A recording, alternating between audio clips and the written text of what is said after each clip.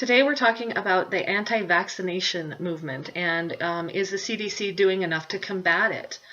First, I think we need to know, why were vaccinations created? According to itsokaytoask.com, vaccinations were created to curb outbreaks of smallpox, malaria, and typhoid fever, to name a few, that would wipe out whole populations and would affect countries all over the world, massive amounts of people. The people that did not die from these diseases usually lived with debilitating injuries or illnesses the rest of their lives. So vaccinations were created to curb this. Before they could cause massive and multiple public health crises, people were inoculated so they could do things like fight wars. A lot of vaccinations and a lot of the research came from soldiers and from the military. Later on, they came from people not being able to work in the workplace when they were so sick. Things like the flu vaccine. The most rustic of smallpox vaccine was developed initially when George Washington ordered his troops, the troops that had not had smallpox, he ordered them to expose themselves to smallpox, because that is what a vaccine is. It's an exposure to a disease. So he, the most rustic way, told them to expose themselves, give themselves smallpox. And so that was the first thing that happened in the 1700s. In 1796, Edward Jenner created the first vaccine, which was a smallpox vaccine, and it saved thousands and tens of thousands of people. And now there's vaccines for a lot of things. We inoculate our children, we inoculate ourselves at times. People choose not to inoculate their children or vaccinate their children. They're a very touchy subject, vaccinations. As a parent, am I going to be comfortable with someone saying you must vaccinate your child? You don't have that right anymore to make that decision whether you're going to vaccinate or not. My children are healthy. They've never had a problem with vaccinations, but there are children and there are parents whose children have reacted to them.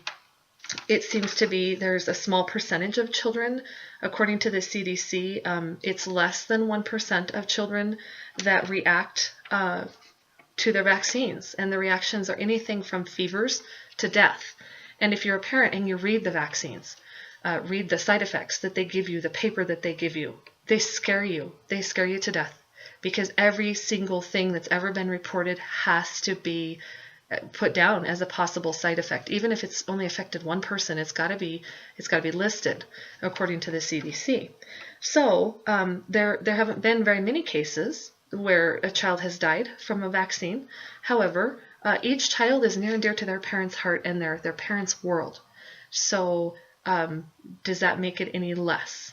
I do feel like this is a really difficult subject to talk about. I feel like that this subject is something that there really isn't a great, clear answer to. As far as the CDC doing their job, the CDC's function, according to the CDC, the CDC is a national health organization who reports to the Department of Health and Human Services.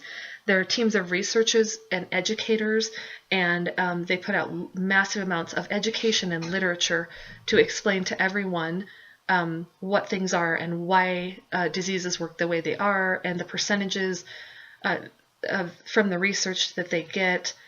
In speaking to my doctor, the risks of not vaccinating are far worse than the risks of vaccinating. And most doctors will probably tell you that. But again, that's coming from one parent who's talked to one doctor. The CDC are not the police. They're not the police of the immunization world. They're an informative group of people. They really don't hold a lot of power. Their function is to inform. So the question was, does the CDC, have they done enough to combat the anti-vaccination movement? In looking at their website, I feel like they have. The CDC has article after article that's backed up by scientific studies, that's backed up by case studies and data and science, and people that are the people that are supposed to do this. These are the people that are trained to do this.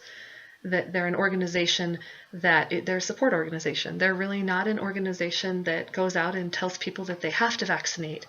So in answer to the question, yes, I do feel like the CDC is doing what they can to combat the vaccination movement. The anti-vaccination movement. I don't feel like the CDC can do a lot more because this is their capacity. Their capacity is to educate. So maybe there's another spot in the government that should be forcing people to vaccinate their children, or forcing people to make decisions about their children. I don't know. It's a very difficult subject and it's very touchy, but the CDC is doing their job.